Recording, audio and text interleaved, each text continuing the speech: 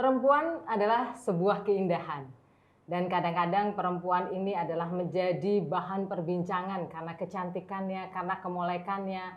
Dan ketika seseorang laki-laki memandang perempuan, dia sudah dikatakan bahwa, ih, dia kok begitu sih ngeliatin aku, gitu kan. Dan itu bisa dikatakan seringkali sebagai pelecehan. Nah, tapi kita kadang-kadang nggak ngerti nih batasan yang namanya pelecehan seksual itu seperti apa. Dan kemudian apakah benar itu pemahaman tentang pelecehan seksual. Kadang-kadang kita sendiri adalah yang membuat keindahan itu untuk diekspos. Nah, saat ini kita mau bincang-bincang dengan pakarnya. Kita bicara tentang bagaimana sih batasan atau kita mengerti tentang pelecehan seksual dari segi hukum. Dan di antara kita sudah hadir Mbak Ratna Djarum. Bukan jarum suntik ya. Bukan. Bukan jarumnya juga dikenal di mana-mana itu ya, Mbak. Tetapi memang punya kekhususan loh nama Ratna Djarum itu. Saya begitu kenal, wah ini pasti sesuatu banget dan ternyata sosok yang sangat keibuan, sosok yang sangat aware banget dengan bagaimana hukum di Indonesia, dan beliau memang adalah pakar di bidang hukum. Dan kita pengen tahu banyak nih ngobrol tentang perempuan, Mbak. Dan saat ini kan seringkali Mbak Ratna, kalau kita bicara tentang perempuan, itu kan mesti seringkali di antara perempuan saja kita sudah ngomong, ih dia begitu, ih dia begini. Itu punya etika nggak sih, sopan nggak sih ketika mungkin dia pakai rok mini gitu kan, dia pakai you can see, dan kemudian ketika laki-laki melihat, wah indah banget gitu kan, kemudian seringkali orang mengatakan, ngapain lu lihat-lihat gitu kan, udah melakukan pelecehan nih sama gue gitu kan.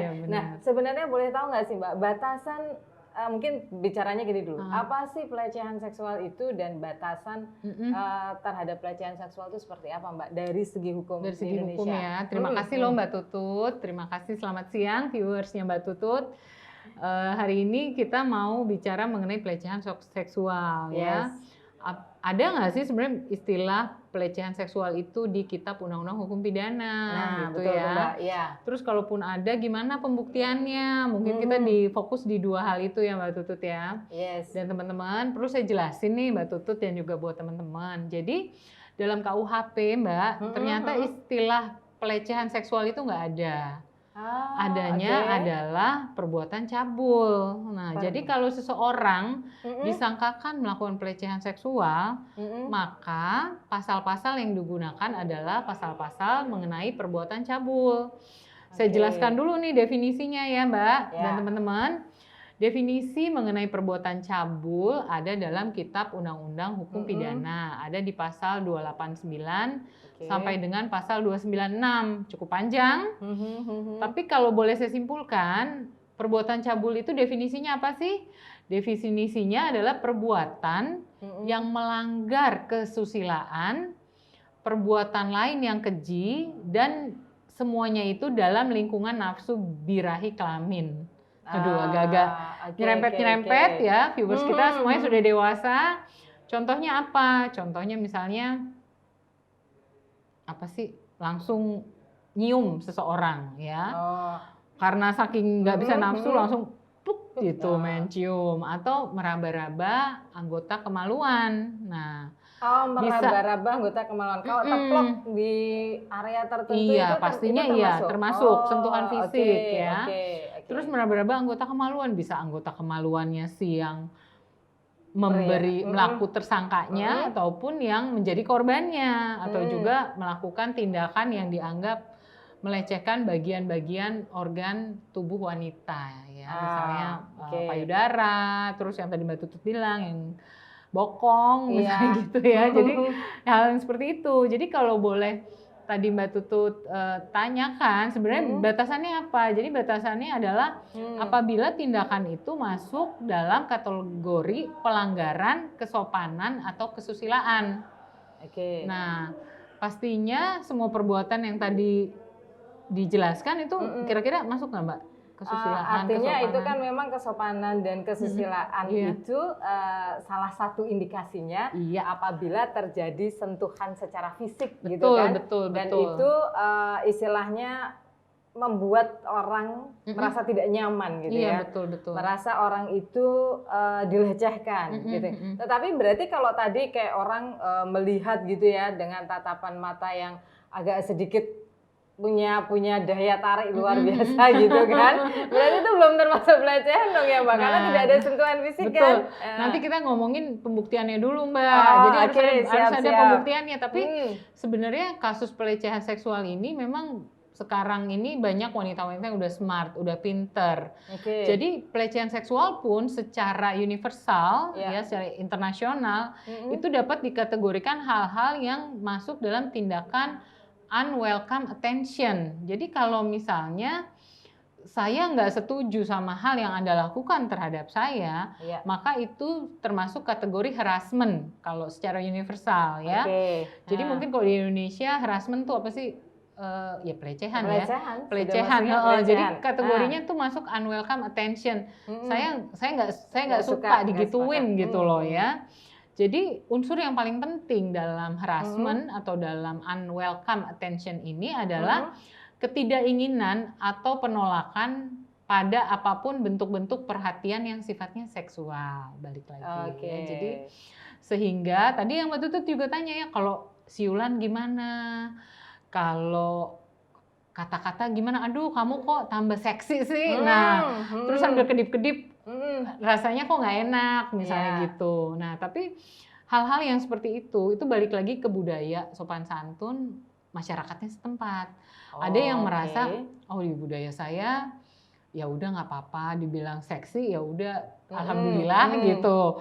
Terus kalau misalnya siulan-siulan nih lagi lewat, saya cewek gitu, masih ada nggak sih yang gitu-gitu? Masih kadang-kadang. Kalau di daerah-daerah tertentu. Kalau di Jakarta kayaknya udah enggak. Udah langsung masuk rumah udah ya. Enggak masanya. Udah enggak. Jadi siulan-siulan, kata-kata, komentar yang tadi itu. Kita balik lagi, apakah di budaya itu bisa diterima atau enggak gitu ya.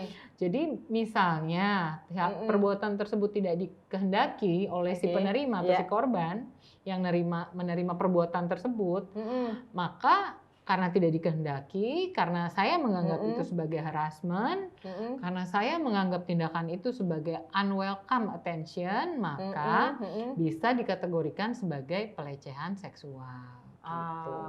Oke, berarti ketika diri kita merasa bahwa ini sesuatu hal yang tidak bisa kita terima dan itu menyangkut masalah organ kita, gitu kan? Itu kita boleh ya menyampaikan bahwa itu sebenarnya sudah terjadi pelecehan seksual terhadap dirinya. Iya. Gitu. Nah, kalau ternyata kita mengalami hal itu, Mbak, apa sih langkah yang harus kita lakukan gitu kan? Kadang-kadang kita nggak tahu, gue mesti ngomong ke siapa ya gitu kan? Ngomong ke orang tua kadang takut gitu kan? Ngomong ke teman ntar semakin diledek lagi gitu kan? Atau mungkin kita terjadi satu proses konflik batin gitu ya. Nah, kalau kita tahu gitu ya aturan secara rulesnya, kita itu mesti gimana sih Mbak gitu? Cara yang paling mudah adalah sampaikan say no, jelas. Itu yang pertama dulu. Belalah diri Anda sendiri sebagai perempuan. Jadi jangan diem aja, jangan nangis, jangan mewek, jangan gegrung-gerung sampai rumah, hadapi dan katakan saya tidak suka dengan perbuatan tersebut. Itu yang pertama ya. Siap. Karena ini mereka ini kan melakukan begitu coba-coba gitu loh istilahnya ya kan. Jadi nyoba nih, syukur-syukur mau dapat untung gitu. Iya, syukur-syukur ngeklik gitu ya. Jadi gitu. Jadi yang pertama, cara yang paling pertama adalah seperti itu.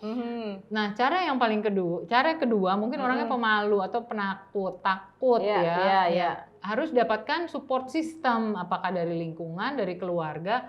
Kalau masih di bawah umur yang melakukannya itu misalnya orang yang di atasnya atau atasannya, cari support sistemnya. Misalnya kalau di kantor lapor kepada bagian HRD ya. Kalau di lingkungan lapor kepada ketua lingkungannya atau kepada orang tua, di mana teman-teman bisa sampaikan ini bapak ini begini, kira-kira saya harus seperti apa. Tapi sebenarnya undang-undang memberikan ruang untuk melakukan laporan dan diproses secara pidana gitu. Nah, dalam pemprosesan kasus pelecehan seksual itu harus menggunakan beberapa alat bukti. Alat buktinya harus ada keterangan saksi, harus ada keterangan ahli. Terus ini kita ngomongin alat bukti ya, alat bukti dalam pembuktian dalam hukum pidana. Alat buktinya bisa melalui surat, petunjuk, ataupun keterangan terdakwa. Itu kalau dalam proses pembuktian ya. Jadi kalau mau lapor, apakah itu memenuhi unsur atau enggak? Nah, ada 5 macam alat bukti yang harus disampaikan. Dari 5 itu 2 saja bisa dianggap cukup untuk diproses ya. Tadi Mbak Tutut bilang kalau verbal seperti apa dan kalau fisik seperti apa gitu ya. Nah, yang lebih mudah sebenarnya bukan lebih mudah ya. Pembuktian yang lebih mudah adalah kalau pelecehan itu dilakukan secara fisik ya, secara fisik dalam artian ada buktinya ya. Ada buktinya, ada sisa-sisanya gitu loh. Ada misalnya ditepok terus membekas. Tapi karena kan jarang ya. Nah, tapi kalau kulitnya putih dicekek saking nafsunya tahu jadi merah-merah. Nah, jadi sebenarnya gini, karena memang kalau kita mau proses sebenarnya kadang-kadang pihak penyidik itu menanyakan, Mbak, dan teman-teman menanyakan apakah ada visumnya. Jadi biasanya mereka akan bertanya untuk kasus-kasus pelecehan seksual harus bawalah visum, dan visum itu didapat di rumah sakit ya. Terus visumnya dibawa ke Polres sehingga baru bisa dibuktikan gitu loh bahwa terjadi kekerasan fisik. Nah, yang perlu teman-teman viewers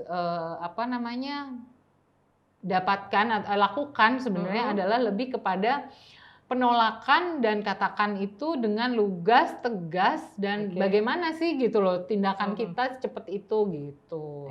Itu sih Mbak yang paling efektif sebenarnya. Artinya kalau kita tadi dengan Mbak Ratna sampaikan ketika kita mengalami hal itu dan kemudian kita harus melaporkan kan harus ada berapa bukti gitu ya. Betul. Dan kadang-kadang kan kita ini buktinya nggak banyak ya. Terkecuali kalau sekarang dengan media komunikasi kemudian orang bisa langsung memvideokan dan segala macam, berarti itu bisa terjadi untuk barang bukti ya. Tetapi kalau itu nggak ada, automatically kan butuh proses yang lama ya Mbak. Iya, betul. Gitu kan. Kalau kondisi yang seperti itu, kadang-kadang orang kan, aduh kok males gitu untuk melaporkan ini. Ada nggak sih cara lain untuk kita melakukan satu bentuk perlawanan, ataukah mungkin di samping tadi Mbak sudah menyampaikan harus berani loh kita mengatakan gue nggak suka gitu. Iya betul.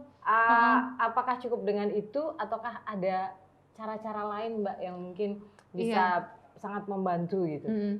Jadi sebenarnya edukasi terhadap seseorang itu kan berbeda ya. Ada orang yang bisa menerima, oke, saya nggak setuju dengan perlakuan Anda, terus orangnya udah nggak nyoba-nyoba lagi. Nah ini kadang terjadi, kayaknya nih cewek susah nih ditaklukkan, jadi tantangan, besok digituin lagi ya. Cara yang paling efektif adalah melakukan laporan. Memang kadang-kadang di Indonesia, saya coba compare ya Mbak ya, kalau di Indonesia kita tuh nggak bisa nih, misalnya ada seseorang si A selalu ngontek Mbak Tutut, melakukan pelecehan segala macam. Kalau di Amerika Mbak Tutut bisa minta surat supaya orang ini dalam radius sekian kilometer nggak boleh deket-deket saya. Itu ada tuh, tanpa perlu proses pengadilan, pembuktian terlebih dahulu gitu loh. Dengan bukti-bukti yang ada Mbak Tutut bisa. Nah tapi kalau di Indonesia nih agak sedikit beban pembuktian harus dilakukan dengan memberikan beberapa alat bukti yang tadi saya sampaikan gitu. Jadi salah satunya misalnya barang buktinya tadi dari CCTV atau dari rekaman, tapi alat bukti yang lain juga harus ada. Alat buktinya tadi keterangan ya. Jadi teman-teman harus punya jadi barang bukti sama alat bukti itu dua hal yang berbeda ya. Jadi alat bukti adalah secara keseluruhan, bisa keterangan, bisa tulisan, sementara barang bukti itu ya tadi bentuknya foto atau alat-alat lainnya gitu. Yang mendukung ya, artinya barang bukti itu adalah yang mendukung ya. Iya, bagaimana tindakan pidana itu terjadi gitu, bisa terjadi gitu. Cuma memang Mbak nggak tahu ya, menurut Mbak Tutut gimana cara yang paling simpel apa? Say no langsung bilang enggak gitu atau gimana? Atau pengalaman Mbak Tutut gimana nih kalau lanjut aja langsung gas?